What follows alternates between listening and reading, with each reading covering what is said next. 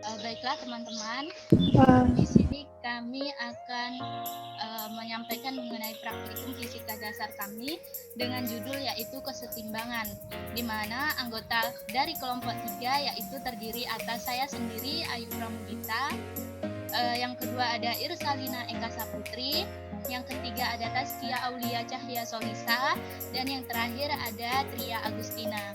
Baiklah, sebelum melakukan percobaan kita akan menyampaikan sedikit materi mengenai kesetimbangan. Materi pertama akan disampaikan oleh Irsalina Eka Saputri, kepadanya disilahkan.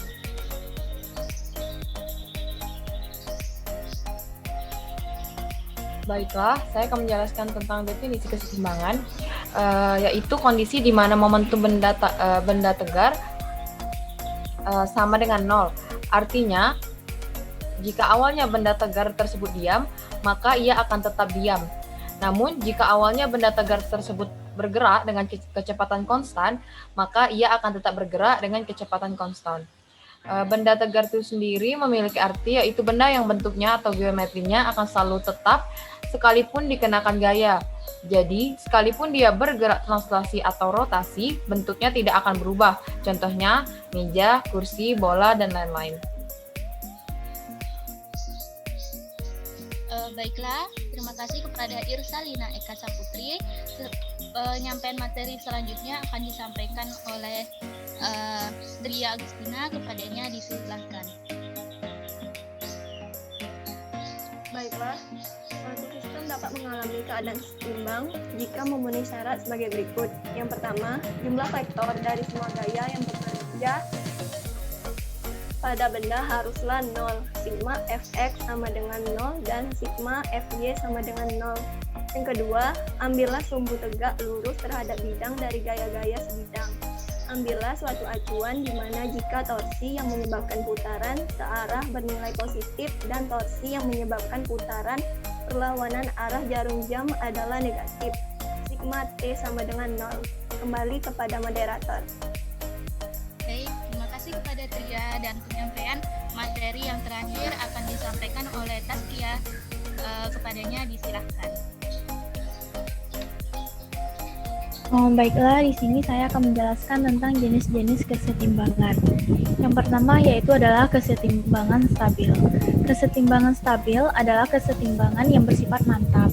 Contohnya sederhana dari kesetimbangan ini adalah misalnya batu yang sedang digantung dengan tali, atau seperti kelereng yang berada di dalam wajan. Ketika diberi sedikit gaya pengganggu, batu atau kelereng tersebut akan berubah posisi. Namun setelah gaya pengganggu hilang, batu dan kelereng tersebut kembali ke posisi semulanya. Jika dilihat pada diagram kartesian, baik pada sumbu X dan sumbu Y, posisi titik berat awal dan akhir tidak mengalami perubahan sama sekali.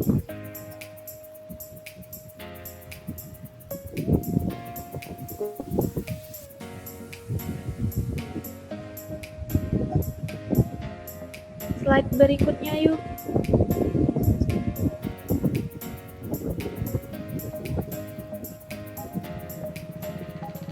Nah, berikut ini gambarnya yang pertama kali posisi awalnya itu berada di tengah, kemudian ada pengganggu, akhirnya dia bergerak, kemudian kembali lagi ke tempat semulanya. Next, yuk. Yang kedua adalah kesetimbangan indiferen atau netral. Seperti misalnya sebuah bola di atas meja. Jika kita berikan sedikit gaya atau pengganggu, maka bola akan berpindah posisi. Ketika gaya pengganggu itu hilang, bola tidak kembali ke keadaan semula. Jika dilihat pada diagram kartesian, titik berat bola pada salah satu sumbu kartesian akan sama nilainya. Perhatikan bahwa ketika bola berpindah ke kiri ataupun ke kanan, meskipun nilai X-nya berubah, ternyata titik berat benda selalu berada pada sumbu Y yang sama. Seperti pada kasus di gambar ini, nilai Y selalu 0, yang dimana dia posisi awalnya di 0,0, kemudian diganggu dan posisi Y-nya tetap 0, dan X-nya berubah. Next. Yang ketiga adalah kesetimbangan labil. Kesetimbangan labil adalah kesetimbangan yang bersifat tidak tetap. Contoh dari jenis kesetimbangan ini adalah telur di ujung tanduk, kelereng di belakang wajan, sebuah piring di ujung sumpit atau tari piring, bola basket di ujung jari. Jika kita beri sedikit gaya pada benda-benda tersebut, maka benda akan berubah posisi. Ketika gaya pengganggu hilang, maka benda tidak kembali ke posisi semula. Jika dilihat pada diagram kartesian, posisi titik berat benda juga berpindah. Posisinya baik pada sumbu X maupun pada sumbu Y. Dapat dilihat pada gambar bahwa pada posisi awal dia berada di sini, kemudian diberi oleh pengganggu, kemudian maka dia tidak akan tetap atau posisi akhirnya tidak akan tetap, bisa ke kiri ataupun ke kanan. Baiklah, kembali ke moderator. Terima kasih kepada Saskia. Selanjutnya saya akan melakukan percobaan mengenai kesetimbangan ini. Sebelum itu saya akan baiklah, di sini adalah salah satu tampilan dari Padlet praktikum fisika dasar kami. Di sini saya akan memilih link yang tercantum pada kesetimbangan.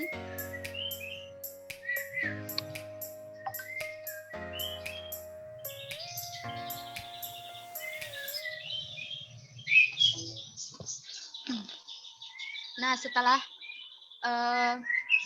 muncul tampilan seperti yang ada di layar laptop saya, kalian dapat mengeklik tombol seperti tanda play di sini.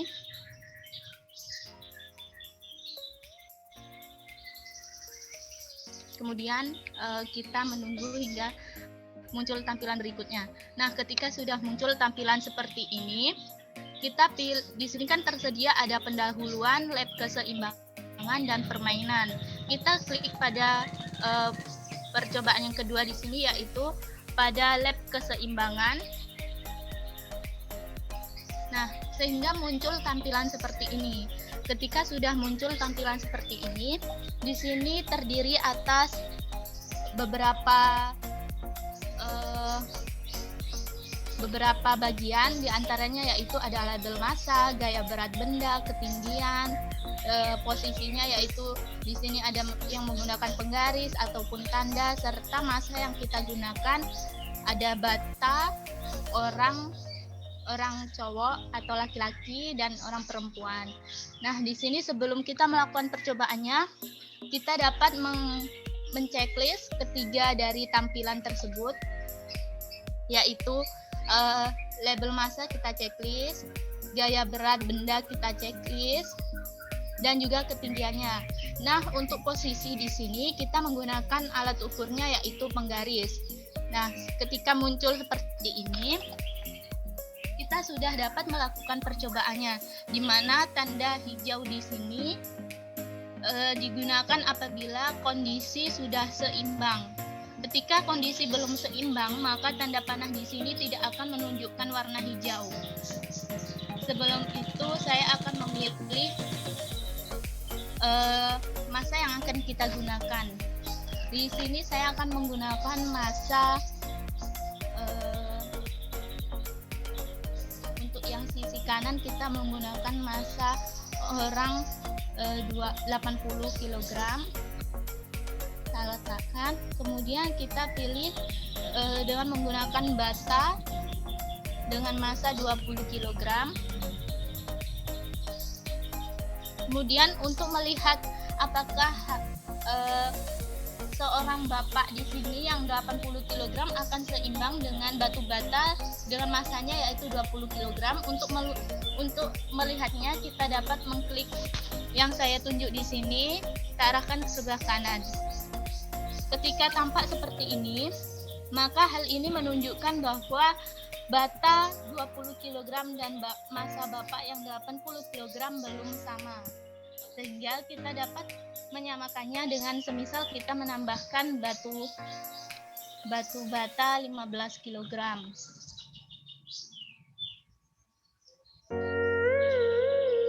Kita atur hingga posisi antara massa batu bata dengan massa bapak di sini harusnya sama, menunjukkan kesamaan.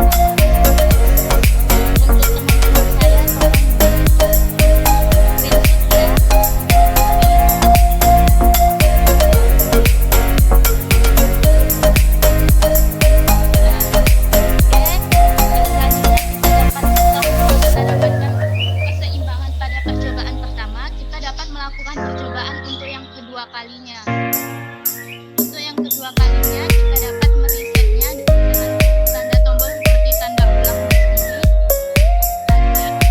Lalu kita kombinasi dengan step atau langkah-langkah yang sama. Kita pilih posisi penggaris, kita pilih masanya. Misal di sini 30 gram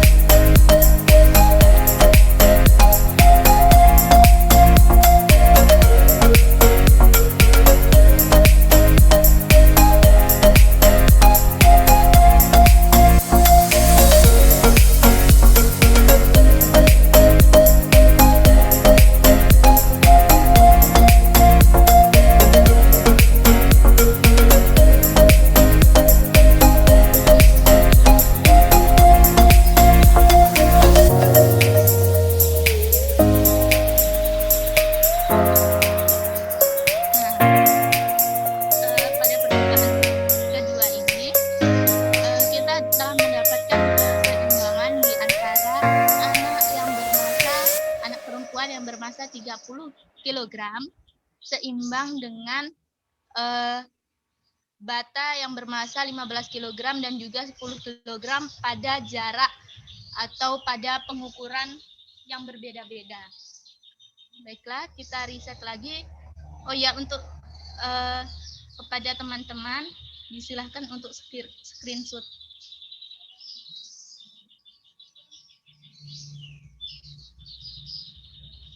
Baik, setelah itu kita riset lagi. Kemudian kita lakukan langkah-langkah yang sama. Kita klik penggaris. Kepada teman-teman saya persilahkan untuk request apa yang akan dipercobakan kali ini. Silahkan kepada Eka atau Taskia atau Tria.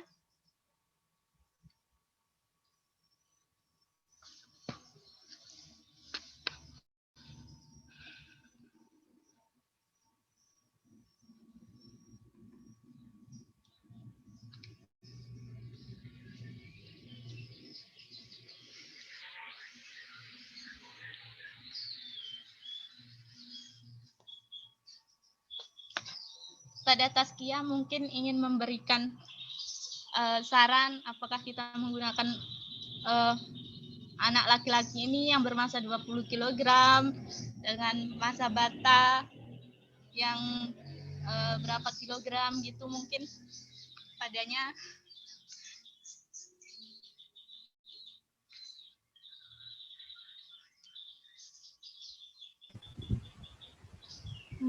Ayu, boleh nggak yang tadi anak yang bermasa 20 kg sama dengan batu bata 20 kg? Yang 30 kg ini ya? Yang 20 kg tadi. 20 sama batu bata yang 20 kg. Kira-kira sama nggak?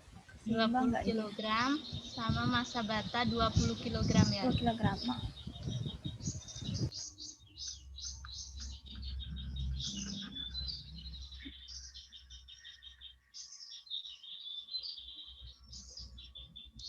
Ini untuk jaraknya kita sesuaikan, kita samakan. Misal di sini kan pada anaknya 1,5,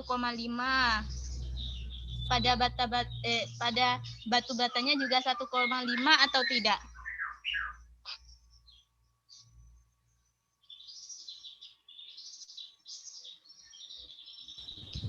Coba yang batu batanya ke depan yuk, 0,5.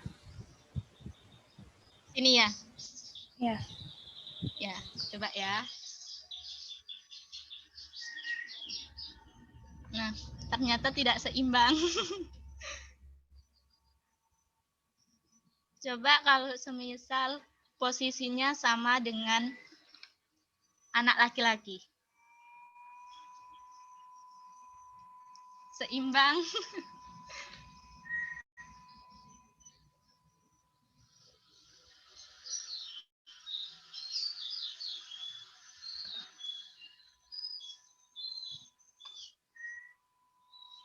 Nah,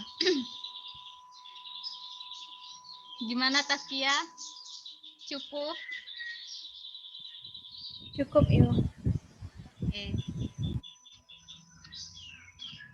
Jadi